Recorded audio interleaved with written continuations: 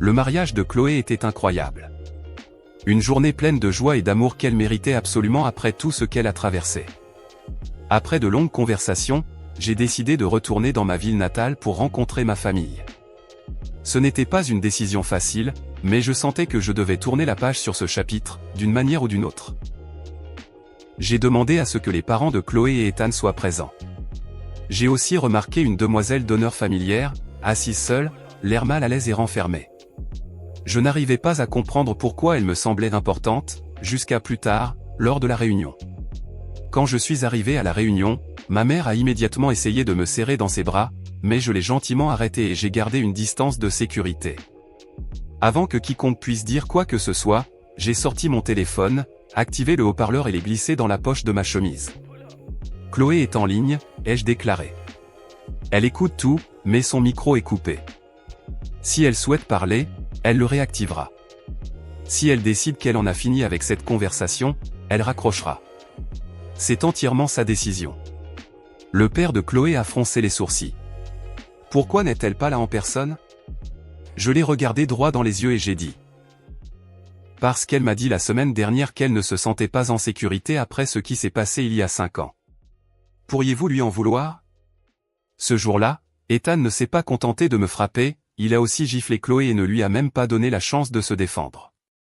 En entendant cela, le visage d'Ethan est devenu pâle et un murmure d'inquiétude a parcouru la pièce. Finalement, ils ont commencé à décrire ce qui s'était passé. 2 ans après le scandale, Ethan a épousé Megan, la demoiselle d'honneur que j'avais remarquée au mariage. Leur mariage a été difficile dès le début, avec des disputes constantes. Au cours de l'une de ces disputes, il y a environ 6 mois, Megan a gaffé et a admis qu'elle avait saboté la relation de Chloé avec Ethan, pour ensuite en entendre parler tout au long de leur mariage. Megan a avoué que c'était elle qui avait dit à Ethan que Chloé avait une liaison avec moi. Elle a prétendu l'avoir vu, mais n'a fourni aucune preuve. Elle a tout inventé pour les séparer. Quand Ethan a porté cette accusation à la famille, tout le monde l'a cru sans poser de questions. Ils ont supposé qu'il ne gâcherait pas son propre mariage sans une bonne raison, et ils ont simplement pris la parole de Megan pour parole d'évangile. Ils n'ont pas pris la peine de me parler, ni à Chloé. Ils ne nous ont pas donné la chance de nous expliquer ou de nous défendre. Maintenant que la vérité était révélée, ils voulaient s'excuser, arranger les choses et nous accueillir à nouveau dans leur vie. Je suis resté assis un moment, réfléchissant à ce que je venais d'entendre, avant de me tourner vers Megan. Laissez-moi voir si j'ai bien compris.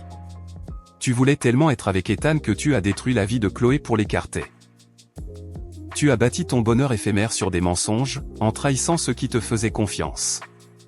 N'étais-je qu'un dégât collatéral? Qu'est-ce que ça fait de savoir que tout ce que tu as construit est basé sur la douleur de quelqu'un d'autre? Ensuite, j'ai regardé Ethan. On a grandi ensemble, mec. Chloé, toi et moi, on était comme une famille avant même de le devenir. Mais au lieu de venir nous voir, tu as simplement cru à ces mensonges et tu as détruit nos vies. Comment as-tu pu faire ça? Finalement, je me suis adressé aux parents de Chloé et aux miens. À vous deux, je poserai la même question. Vous nous avez élevés. Je pensais que vous saviez qui nous étions. Mais dès la première plainte, vous n'avez même pas engagé une conversation civilisée. Vous n'avez pas cru que nous méritions la chance de nous défendre. Vous avez simplement supposé le pire et nous avez balayés. Comment avez-vous pu faire ça? Personne n'a rien dit. Ils sont restés assis là, en silence. Après une longue pause, j'ai continué, je sais où j'en suis avec vous tous maintenant. Vous avez clairement montré il y a 5 ans que vous ne pensiez pas que j'en valais la peine. Pas un appel, pas une discussion. Vous m'avez montré ma place, mais elle n'est pas ici. Je ne peux pas parler pour Chloé. Elle prendra sa propre décision sur la suite. Si elle accepte vos excuses, elle vous contactera, mais n'y comptez pas trop. Quant à moi, j'en ai fini. Je retourne à ma vraie maison, celle que j'ai construite après que vous m'ayez tous abandonné. Et même si je suis soulagé de savoir enfin ce qui s'est passé, tout cela aurait pu être évité si l'un de vous ici avait fait preuve de bon sens il y a 5 ans. Peut-être que cet endroit ressemblerait encore à un foyer.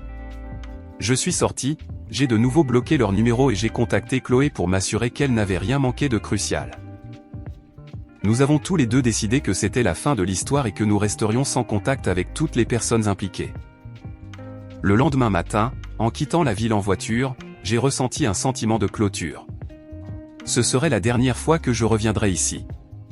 Mon avenir m'attendait à la maison, avec Olivia. J'avais déjà la bague, et il était enfin temps de lui demander de m'épouser. Objectif fiançailles, un nouveau départ. Et c'est ainsi que ma vie a tourné une nouvelle page. Après toute la douleur et la perte, j'ai trouvé le vrai bonheur. J'ai appris que la famille, ce n'est pas toujours une question de sang, mais les gens qui vous aiment et vous acceptent sans condition. J'ai appris que la vérité finit toujours par triompher, même si cela prend beaucoup de temps. Et j'ai appris que, peu importe ce que la vie vous réserve, vous pouvez toujours vous relever et construire une vie meilleure. Merci d'avoir suivi cette histoire. Si vous n'êtes pas encore abonné, n'hésitez pas à le faire et à cliquer sur la cloche de notification pour rester informé d'autres histoires de vie choquantes qui se passent dans le monde.